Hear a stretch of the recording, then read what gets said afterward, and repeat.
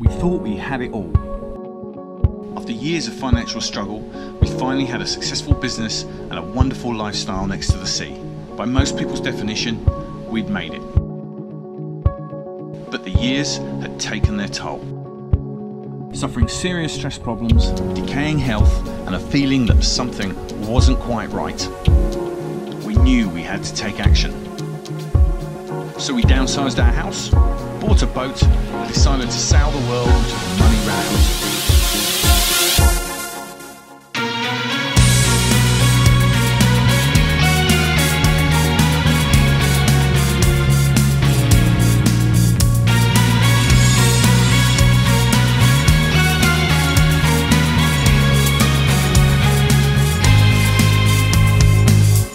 This time on Sailing Reality. We travelled 1,500 miles from the UK to our base in Cartagena. Anger management, I tried to fit a new inverter. It's almost like it's time not to go. And we took a short break to the beautiful islands of Ibiza.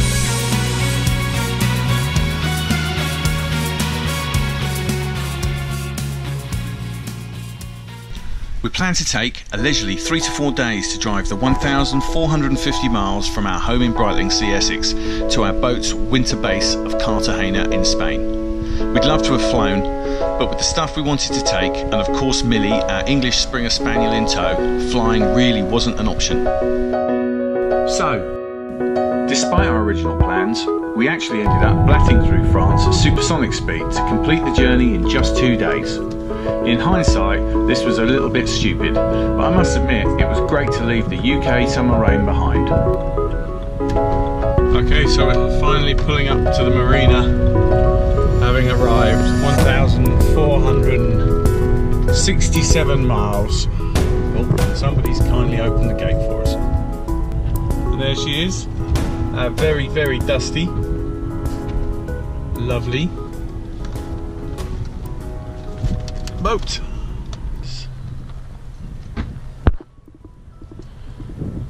Look at the dust on the deck, but at least it's still in one piece.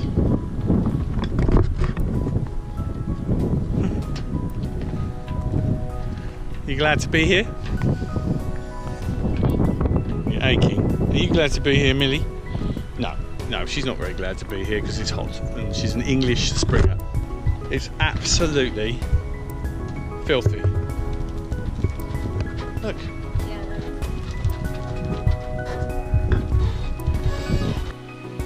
We're on, and just have a look at the state of the place. Okay. That is because I've emptied every box out onto the sides. Right, okay. So, it's a mess. Everywhere is a mess. This is what it's like when we first arrive after a trip. So, we'll leave this for tomorrow, and now we're going to go and grab some dinner. We had bought the boat out from the UK in April of 2016 from our home base of West Mersey in Essex. This tiny paradise with only 2,000 homes is as close to a Cornwallian town as anything in Essex is likely to achieve. This small community had been our home until we downsized our house to help us fund our soon-to-be liveaboard life. With our own flight simulator business in the UK now almost entirely self-sufficient, this was our chance to take our first steps into living full-time aboard a boat. Very different prospect to holidays, but something we had been talking about for nearly 15 years.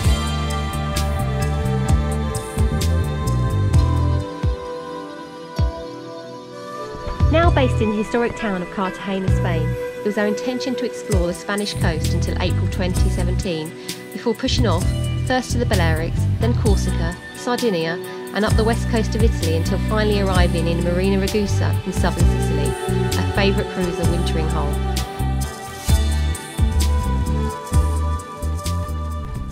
Good morning. Or is it a good morning? Might be a good morning for you, but it's not a good morning for me.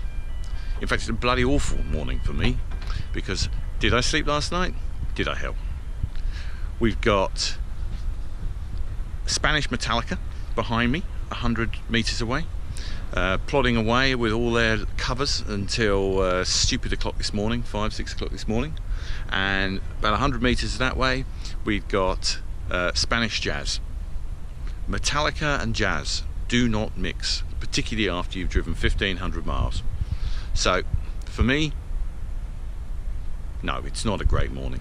Having said that, the sun is shining, it's a blue sky, and hopefully we're not going to have Spanish Megadeth or Spanish Iron Maiden tonight, so we can crack on and have an actual decent night's sleep. I reckon I'm going to have to sleep this afternoon because I am just absolutely knackered. The one thing about a 2-day drive is you need 2 days to recover from it. So what are we going to do today? So today we're going to, I've got to fix the inverter. The inverter has been buggered for 2 months since it blew up in our Miramar, and so we've been living off of 12 volt, and that is an absolute nightmare. You try putting a couple of car batteries in your garage, running a red and black cable from them, and try living off of a car adapter. Not fun. Not fun at all. And I know we've only just arrived, but last time we were here it was just not great. So plans are to fix the inverter today, try and get a bit more sleep because I just feel like death warmed up, and then off to Ibiza for a couple of weeks over the next couple of days. As soon as the weather forecast looks great and we've got either a beam reach, so we've got it on the side, or we've got wind behind us, then we're off. Anyway, I'll tell you more about that next time.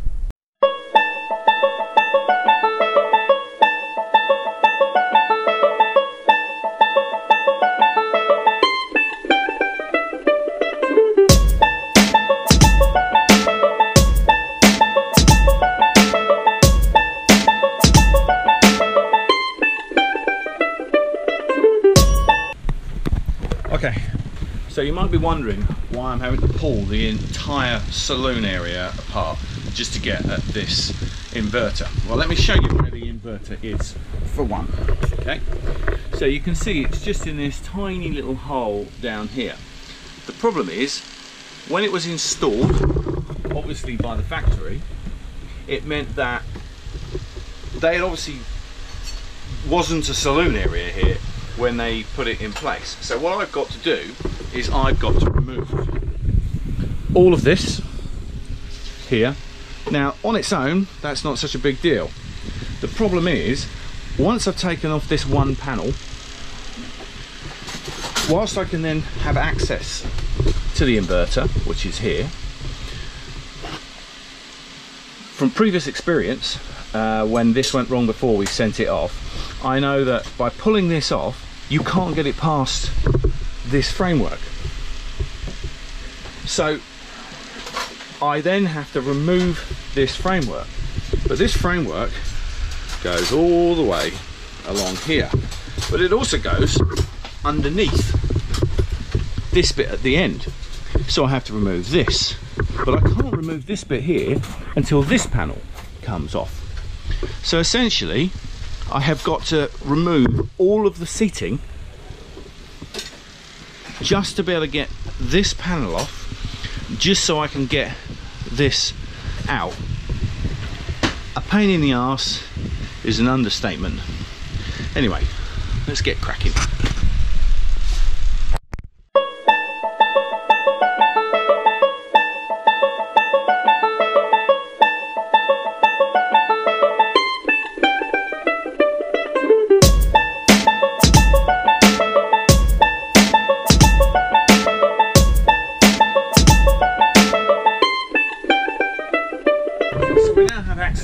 So you can see, just by removing that one panel, we've now got access to the inverter.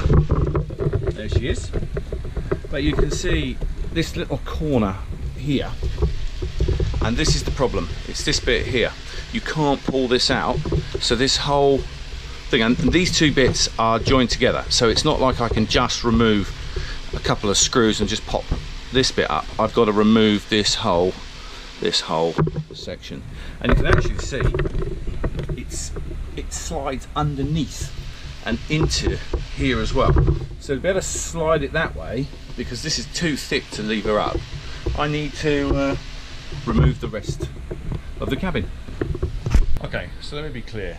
I love this boat. I love my Geno, but whoever designed this system needs to really take a close look at the guillotine, because it's essentially a French Rubik's Cube. So, as I said before, this needs to be removed so I can get this out. To take this out, because it's jammed in place because of these recesses and underneath here, I have to remove this piece, I have to remove this piece. But to remove this piece, which slides out of the recess here, I have to remove this piece. So I've undone all the screws now. Let's see if this will actually work. So we've removed the front piece. That should, when I can squeeze my way in here, give me access to remove this piece.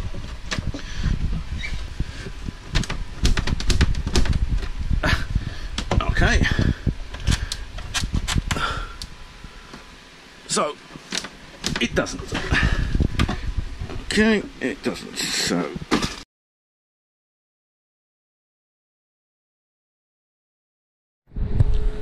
okay, so the old one has been removed, and I've now managed to put the new one in place. We've just turned it on, and yay! It's working. I don't know why I'm so surprised, but it's electrical and I'm me, so I'm surprised. So I've just laid it on its side at the moment.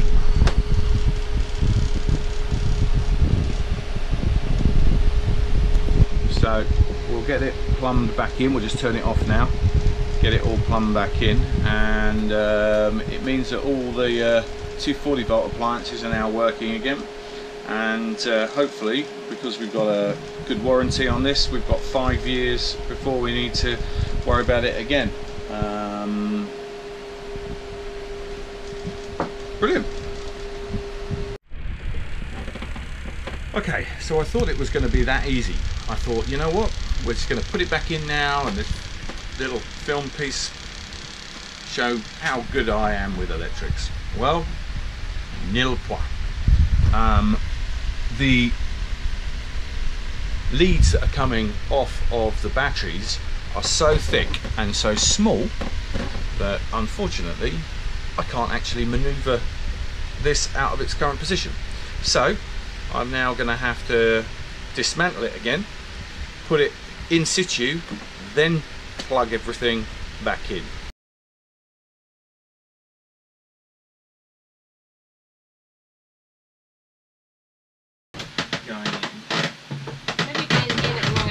Trying to turn it, maybe you need to go at a different angle. Like flip it over more that way. Yeah, that way. Yeah. Ow! It just won't turn around here. I can't remember how we did it before. The black and the red wires out. You can't.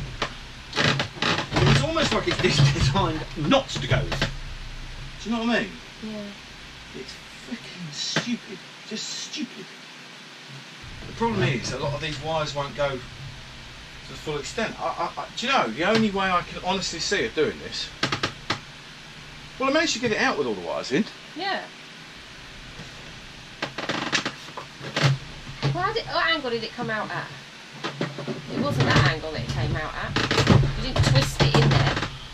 You know, you see what I'm trying to say? You didn't twist it round in there to get it out. You kind of got it came up, and then you sort of manhandled it out the bottom. It can't go. But I wonder if that needs to go in at different angles to that, as in deeper. It can't. How can it go in deeper? But in there, look. It can't. It's rotating around the calorifier. It won't go in that way. That's how it came out. Well, it can't. It must have come out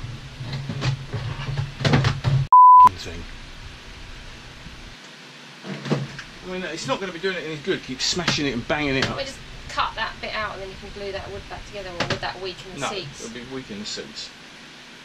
I just can't see how it went in. It's just jammed up against that and that and that. Now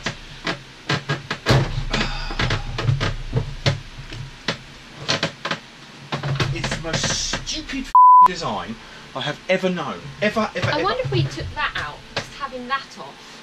But that's what we've been trying to get out. No, you were trying to get a whole unit out. What about just that off? See what I mean? We can unscrew that. That would take away that lip. Okay.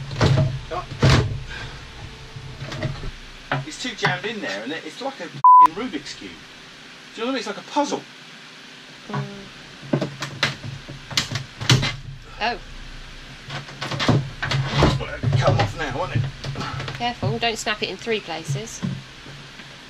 Oh, stupid French. It's the most stupid design I've ever known. Do you not think? Yeah.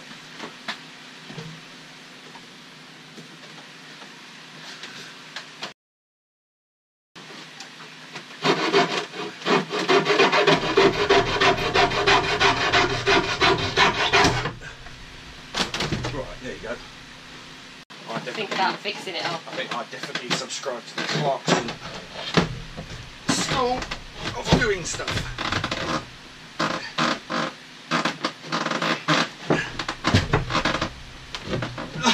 We're still on going.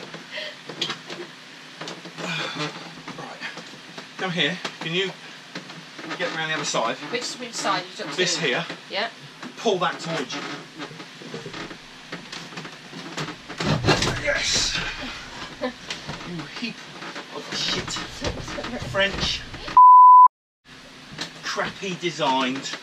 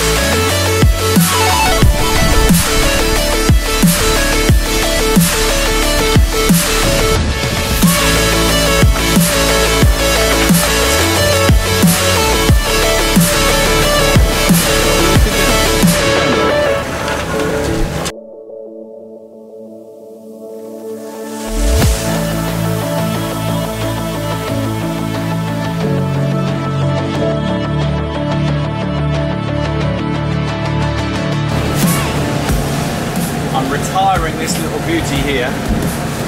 Loads of teeth marks on it. This is called only fish, but it's gone a little bit rusty and we've lost a couple of fish off of it. And we're going to try a luminous, glow-in-the-dark squiddy.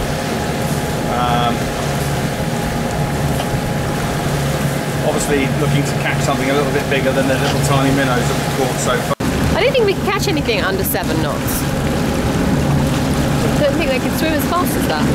Well, the bigger fish now. But I don't want to catch a really big one. You can't specify. I can. I want a barbecue-sized dorada.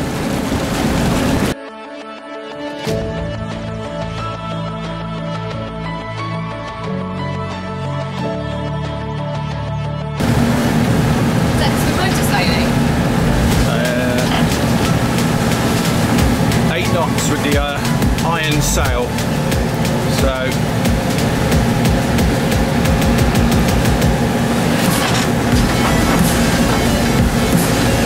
there's Cartagena here. So we've only gone, well, not very far. About 5 miles. We had all the faffing about getting fuel though, so it's down. So we've still got to go to the top of the peninsula and then we turn downwind all the way down the southeast coast to Altea over here. You'll also notice on here lots of little grey triangles, and that's AIS, and that allows us to interrogate and see commercial traffic. So for instance, I can put a little cross on there and we can see that he is heading 233 degrees, he's doing 12.4 knots, he's underway using engine. Sometimes it tells you a lot more data than that, usually. Let's see if we can find a big one. There we go. So his destination is Barcelona. He's 377 feet long, 61 feet beam, and he's doing 14.6 knots on a course of 48 degrees. And what's useful about this is I can put vectors on. I can see which way he's going, but I can also check to see whether or not he's actually going to hit us at our closest point of approach, which is going to be here at 12.2 miles. So the closest we're going to get to him is 12.2 miles. It's really handy when we're crossing the shipping lanes, which we will be doing on this trip. 462 feet long. Heading for Alicante.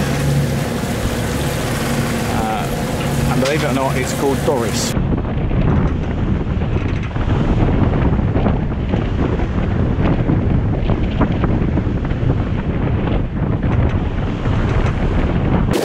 Over my left shoulder is that wonderfully famous place for us Brits, the birthplace of the Brits Abroad holiday,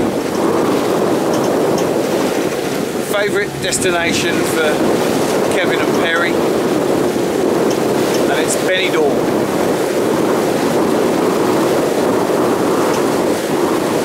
Famous, I think, more in the late 90s, early 2000s, when the first holiday package holidays started to come about.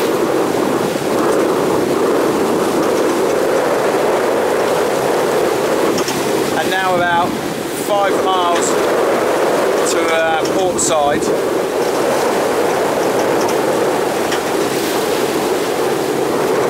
Makes me come all over Kiss Me Quick.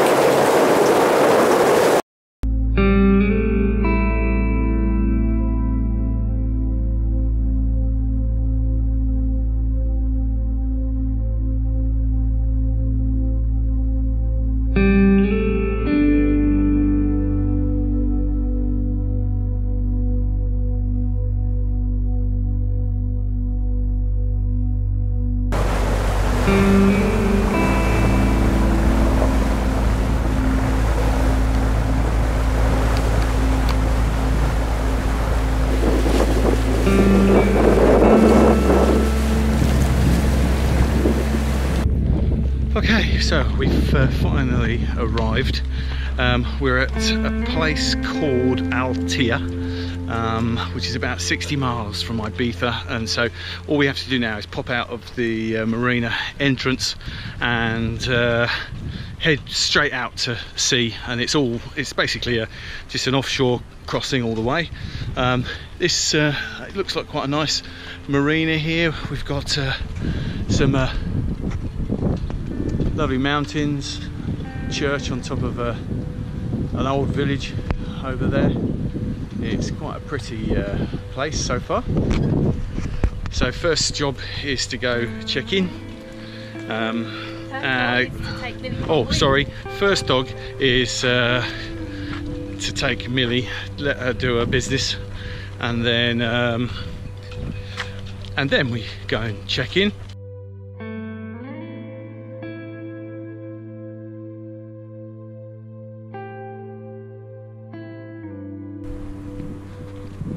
Okay, so day 2, just taking Millie for a walk. Left it a little bit late, had a couple of wines too many last night, and probably not such a good idea. Anyway, means that we might have to motor for a little bit longer than I needed, or would actually have liked, so that we can get into Ibiza in daylight. You know, we're really turning up to somewhere you've not been before, particularly if you're going to be anchoring and doing it at night. So anyway, hopefully Amelia will do her business nice and quickly, and then we can rush back to the boat and get on our way. And we're just going to have showers and clean up the mess we made last night or underway. Ibuprofen has begun to kick in, which is good, because my head was banging this morning. So let's hope it's not too bumpy on the way over. Anyway.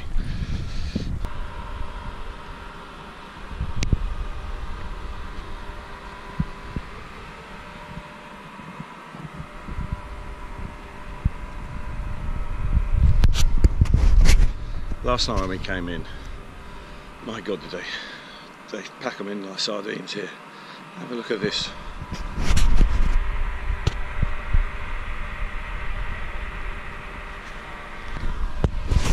Starboard side. And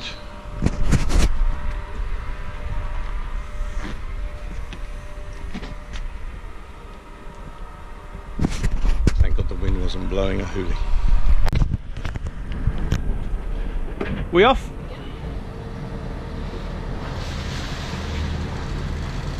Right, just keep an eye on the sides, because obviously, look at that.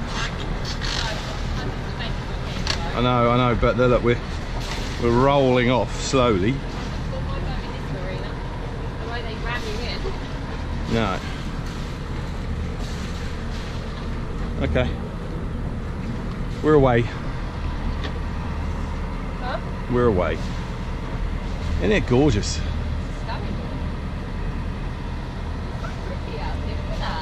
I know, that is absolutely stunning. We're going to stop here. I'm going to go explore Altea. Yeah, definitely. It's a tragedy not to explore these places. I know.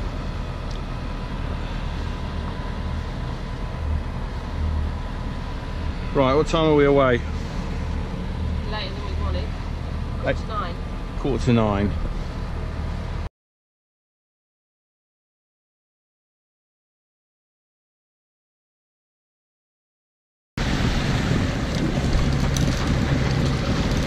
Okay, so what sort of bag do you think we'll catch today?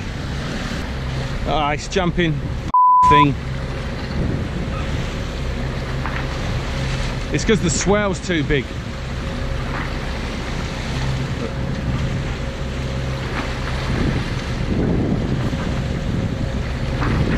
It's going in one side and out the other side of the swell. Yeah, it's a nil point again. Yep, it's coming in. Bugger, that is so annoying. We've got to find a lure, Amanda, that will go bloody 8 knots. You know, comfortably. Because it's so annoying, the fact that you've got to actually go slowly to do this trawling. You should come with a warning. I took a sip and it's burning. I don't know better, I play with what's dangerous. I won't get better, I know you're contagious. I feel a venom start. You're corroding my heart. I can't see how you feel down. I wanna be infected with your love. All your poison. I wanna be infected with your love.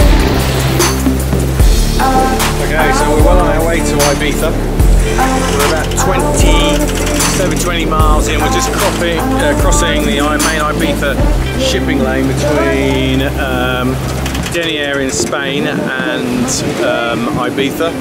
And if you can see, there's some quite fairly sizable ships on the horizon.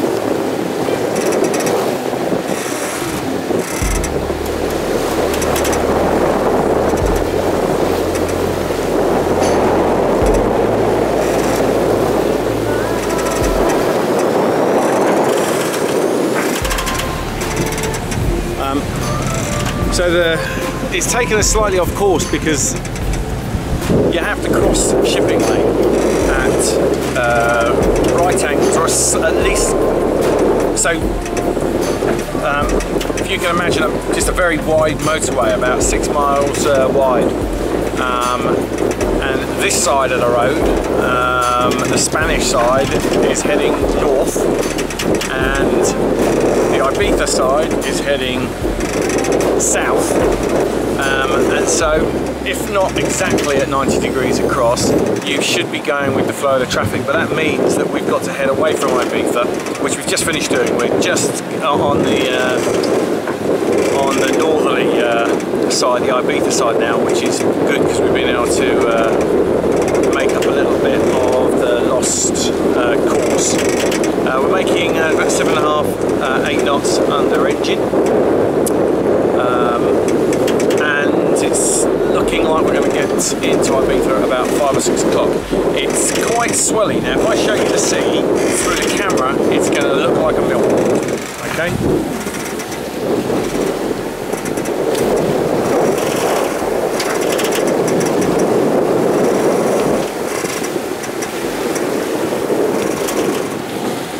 Looks beautiful, right?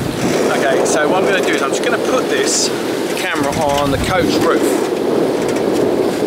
Okay, so you can see what the bow's doing, and it'll give you a better idea. I mean, it's not rough by any means, but it's about 1.5 meters, 2 meters of swell, which means that Millie's looking for very nice, secure places to wedge herself.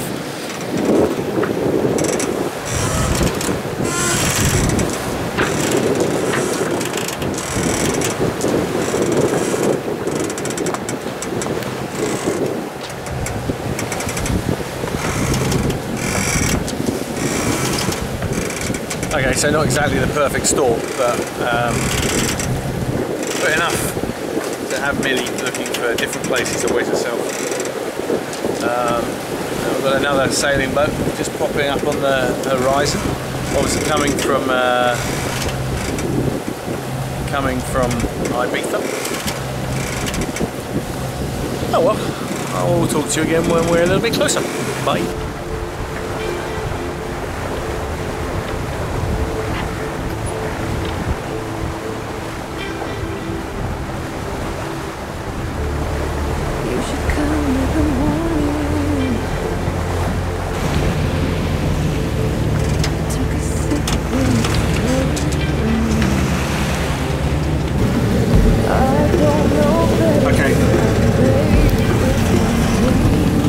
So we decided that we're going to have an experiment. We use the closest point of approach on our AIS to get us pretty close, but 9 times out of 10, I kind of lose bottle when we're within 3 or 4 miles away from a 600-foot long, 50,000, 100,000 ton ship. But what we're going to do today is it's telling me that we are going to pass within half a nautical mile of it. Now, he's doing 21 knots. He's just 656 feet long, and he's a ferry coming out of Ibiza, Port Ibiza, on his way to Valencia. Now I'm not going to move. He's saying he's going to become 0.4 nautical miles away from us, and I'm not going to change anything. We're doing 6.7 knots. I'm not touching the heading. We're on the autopilot. Clearly I'm not going to prove this point to the destruction of the boat, but right now I'd be puckering up and starting to move. Well, right now I am puckering up, but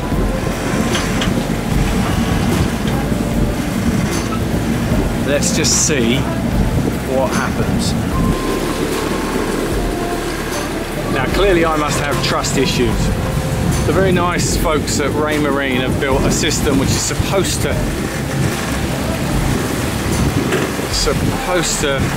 help us avoid commercial traffic.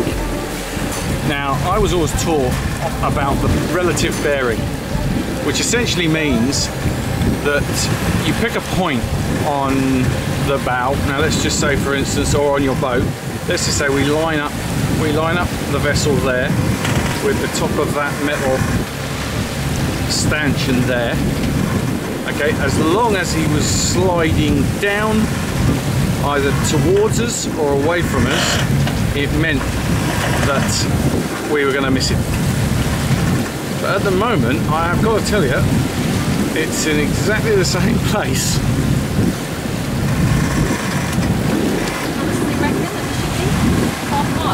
He reckons he's going to pass half a mile away from us, across our bow.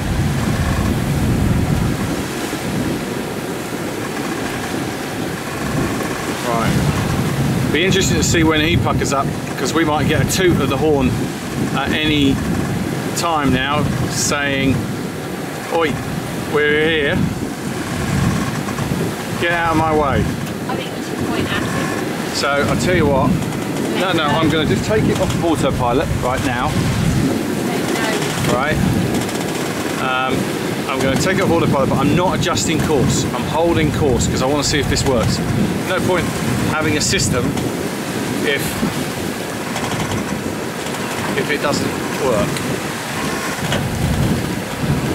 But bearing in mind that we're essentially playing chicken here with a ferry. Actually, you know what? I'm going to put it back on the autopilot because I'm actually beginning to think it might actually work. He's now moving way down the bow.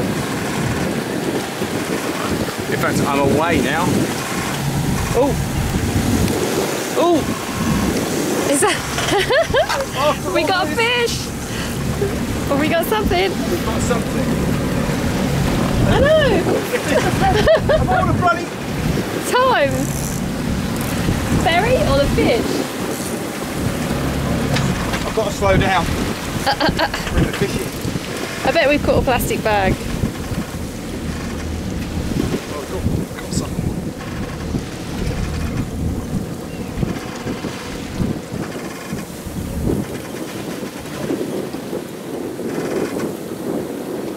Is the ferry going to hit us?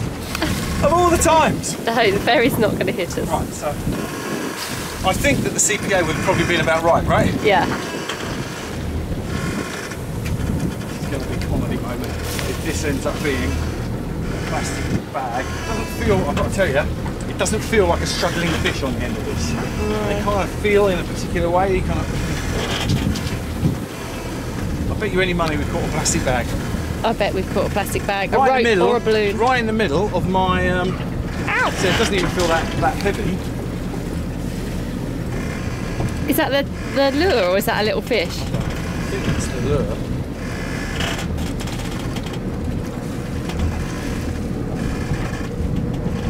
It's the tiniest little fish ever in the world. No, that's the lure.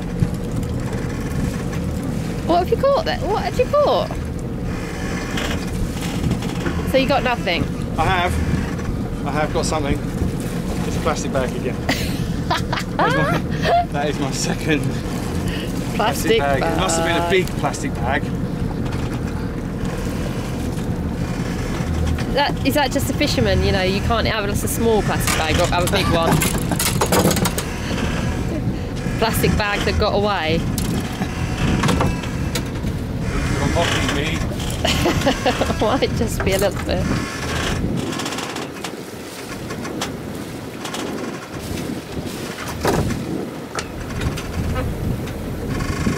Yeah. Plastic bag. Yeah, 3 foot one. I think we'll put that in the bin. Do our bit for conservation.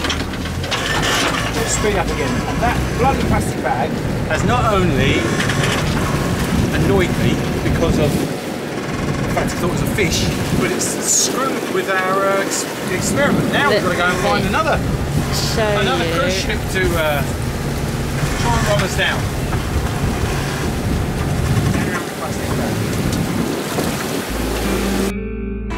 Wow.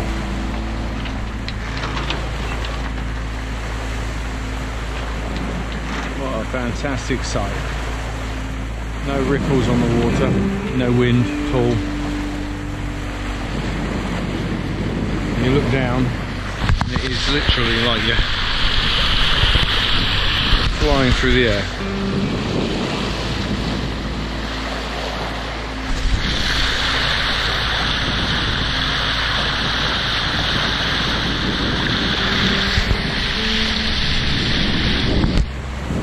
There's Ibiza, first signs.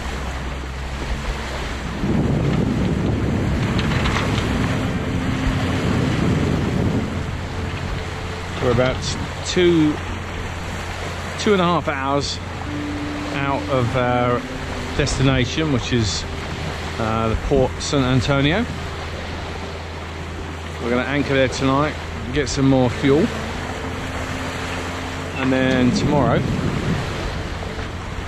we can start our little mini break here of kind of a couple of weeks, I guess, by finding some cool anchorages to go snorkeling and paddleboarding and just generally taking life easy, as it should be for everybody.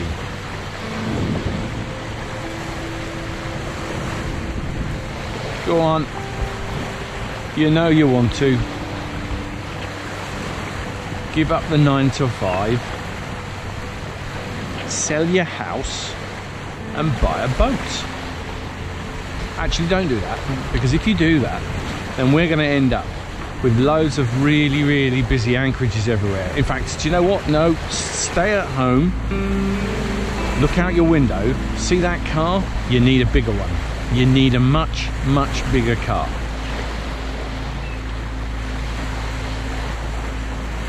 But I do wish that everybody got a chance just to see the world from this type of perspective, angle, or whatever the right term is.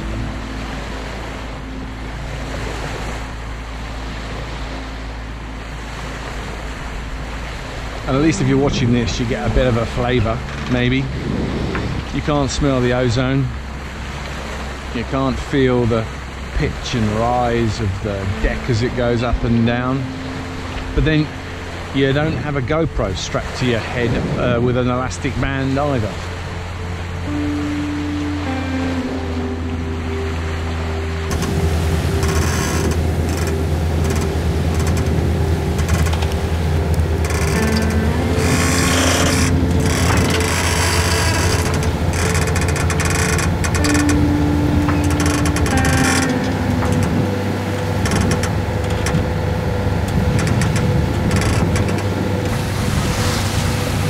Final turn before our arrival in San Antonio, Ibiza.